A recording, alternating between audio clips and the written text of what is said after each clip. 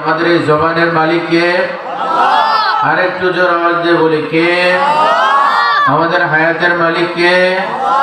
আমাদের মৌত দেনেওয়ালা কে? আমাদের রিজিক দাতা কে? আমাদের সুস্থতা দানকারী কে?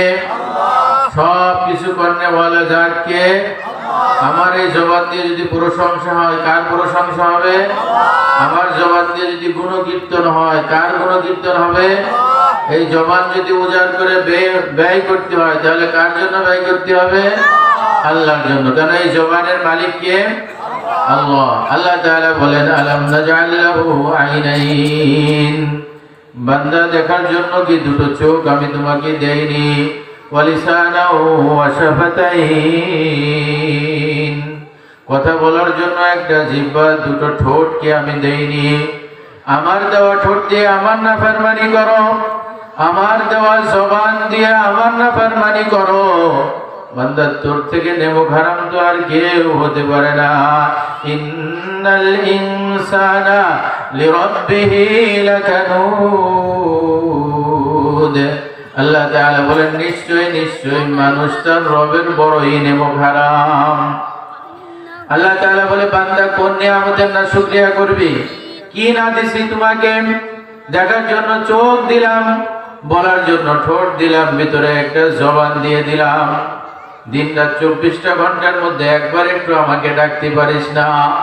ছেলেকে ছেলে বলে ডাকো, মেয়েকে মেয়ে বলে ডাকো, মাকে মা বলিয়া ডাকো, আব্বাকে আব্বা বলিয়া ডাকো, বন্ধুকে বন্ধু বলিয়া ডাকো, নাতিকে নানা বলিয়া ডাকো, পুতাকে দাদা বলিয়া ডাকো।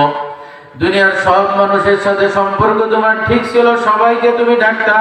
ও নেমুখারাম বান্দা, 24টা ঘন্টার মধ্যে আমি আল্লাহকে একবার আল্লাহ বলিয়া ডাক দিতে পারলা না।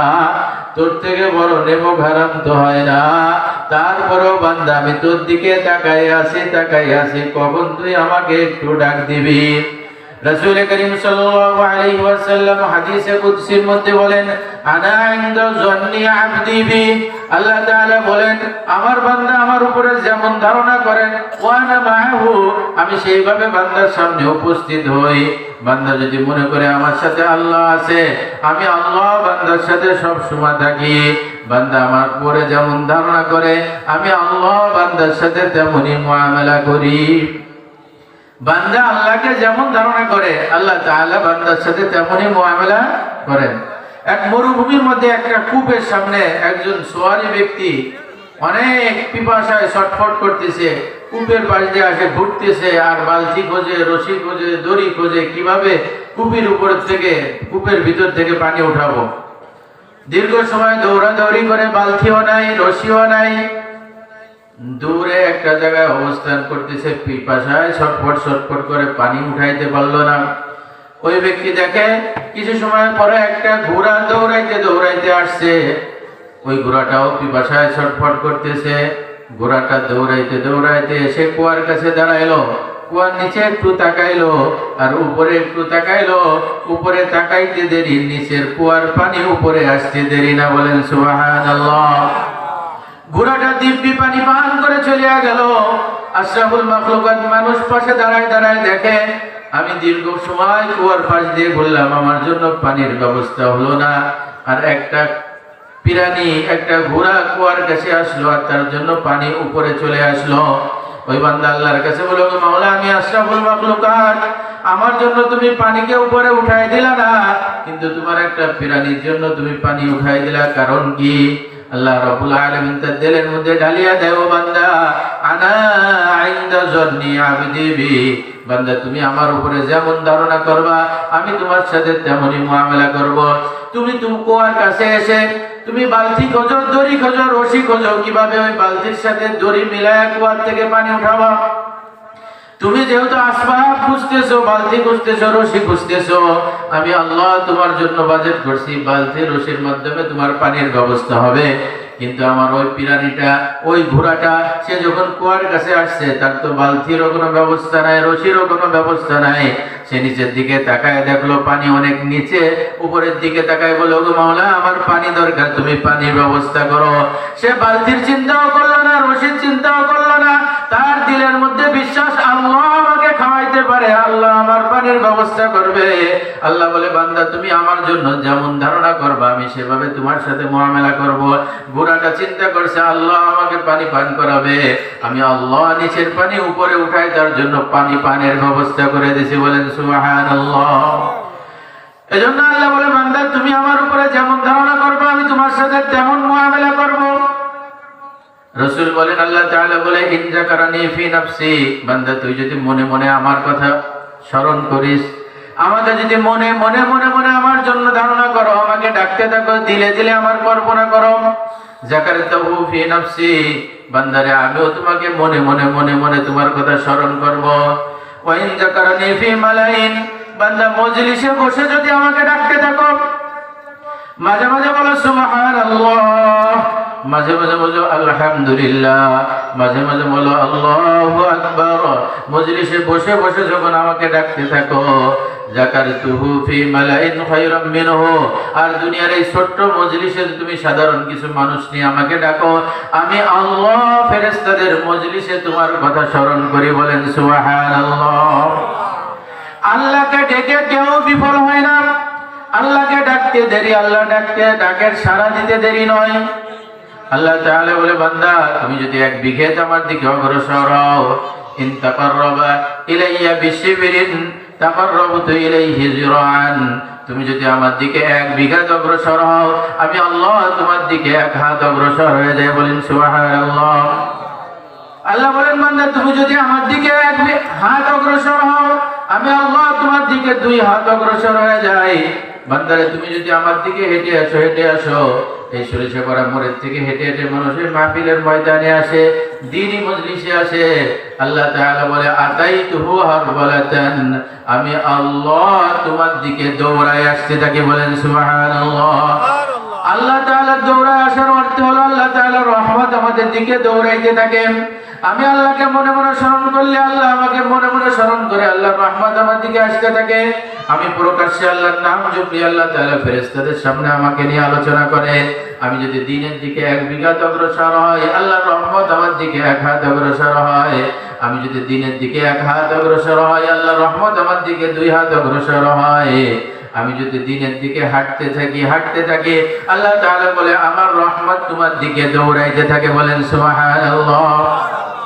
কেমন দৌড়ায়, ছোট্ট বাচ্চা কেবল হাঁটা শিখতেছে, পিতা সন্তানকে একটু দূরে ছেড়ে দেয়, একটু পায়ে দাঁড়াইতে পারে, পিতা একটু সন্তানকে দূরে ছাড়াই দিয়ে 2 হাত 3 হাত দূরে পিতা চলে আসে, এখন সন্তানকে বলে আব্বু একটু অগ্রসর হও। পিতা জানে আমার ছেলে 2 কদম 3 কদমের বেশি হাঁটতে পারবে না, তারপরও সন্তানকে সান্ত্বনা দেওয়ার জন্য বলে আব্বু এদিকে আসো। ওই বান্দা 1 পাও 2 পাও, ওই সন্তান 1 কদম 2 কদম আগাইতে দেরি পড়বে বাপ, আব্বা দৌড়ায় যায় ওই সন্তানটাকে কোলে জড়ায় ধরে, বুকের সাথে চুমা দেয়, বুকের সাথে লাগায়, কোলে উঠায় নেয়।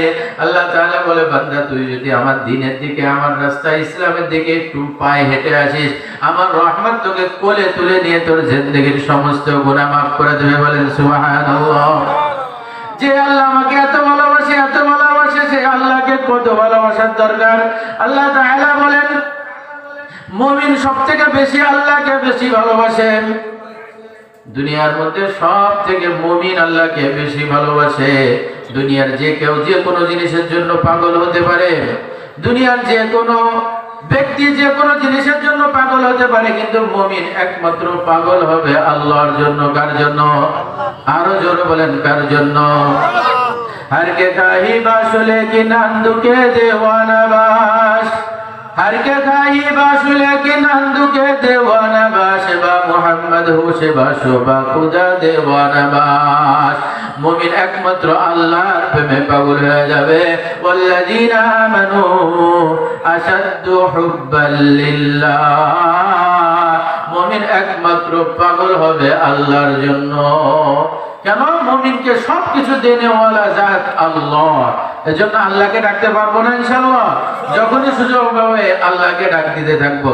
রাসূল করিম সাল্লাল্লাহু আলাইহি ওয়াসাল্লামের কাছে এক সাহাবী আসলেন, এসে বললেন ইয়া রাসূলুল্লাহ ইন্না শারাইয়াল ইসলামি ক্বাদ কাসুরাত আলাইয়া ফাখবিরনি বিশাইইন আতাসাব্বাতু বিহি ইয়া রাসূলুল্লাহ, শরীয়তের অনেক বিষয় আমার জন্য কঠিন হয়ে যায়, আমি একজন সাধারণ মানুষ, শরীয়তের অনেক হুকুম আহকাম আমি পালন করতে পারি না, কিন্তু ইয়া রাসূলুল্লাহ আমাকে সাধারণ কিছু আমল শিখাই দেন যাতে আমি সব সময় এই আমলটা করতে পারি।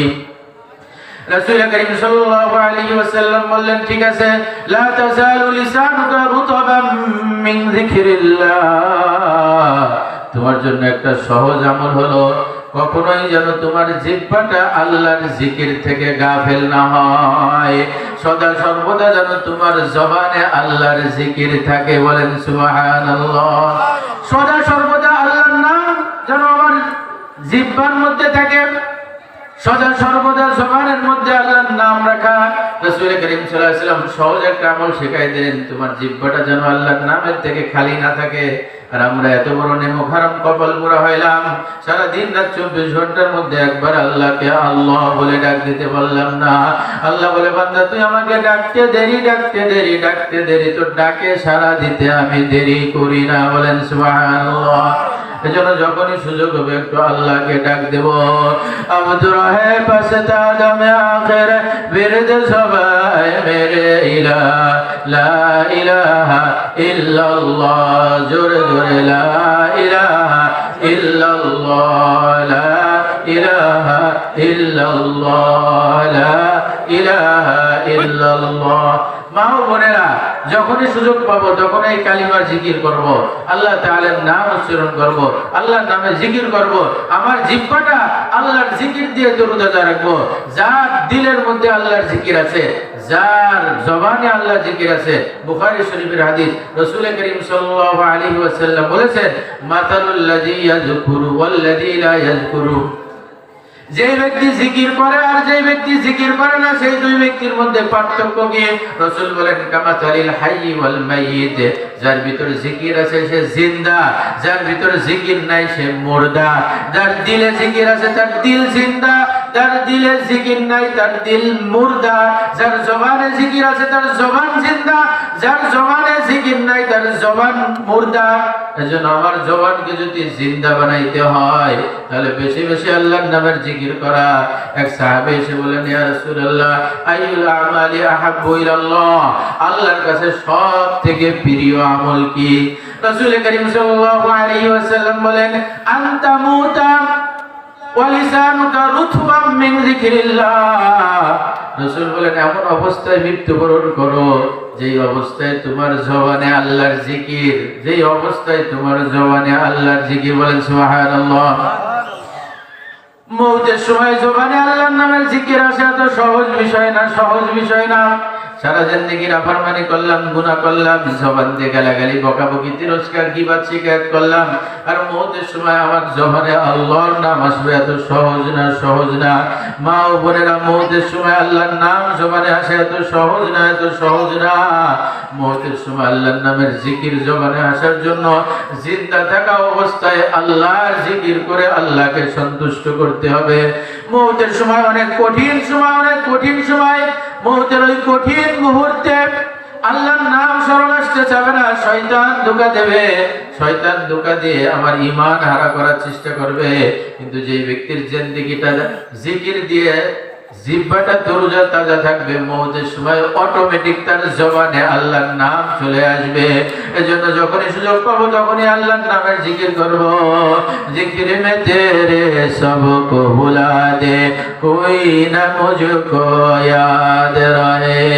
जिक्र में तेरे सबको भुला दो, कोई न मुझको याद रहे। तुझ पर सब घर बार लुटा दो, खाने दिल आबाद रहे। अब तू रहे पछताद में आखिर विरद सबाए मेरे इलाह, ला इलाहा इल्लल्लाह, ला इलाहा इल्लल्लाह, ला इलाहा इल्लल्लाह, ला इलाहा इल्लल्लाह। सब खुशियों को आग लगा दो, गम से तेरे दिल शाद रहे। नजर से अपनी सबको गिरा दो, तुझसे फकत फरियाद रहे। अब तो रहे पछताद में आखिर विरद सुबह मेरे इलाह ला इलाहा इल्लल्लाह ला इलाहा इल्लल्लाह ला इलाहा इल्लल्लाह ला इलाहा इल्लल्लाह हजर में शजर में तेरे रंग बू है जिधर देखता हो उधर तू ही है ला इलाहा इल्लल्लाह ला इलाहा इल्लल्लाह ला इलाहा इल्लल्लाह ला इलाहा इल्लल्लाह मुहम्मदुर रसूलुल्लाह सल्लल्लाहु अलैहि वसल्लम। अल्लाह ताला ईमानदारদেরকে ডাক দিয়ে বলেন ইয়া আইয়ুহাল্লাযীনা আমানু যিকুরুল্লাহ যিকরান কাসীরা, হে ঈমানদাররা বেশি বেশি আল্লাহর জিকির করো, বেশি বেশি আল্লাহর জিকির করো।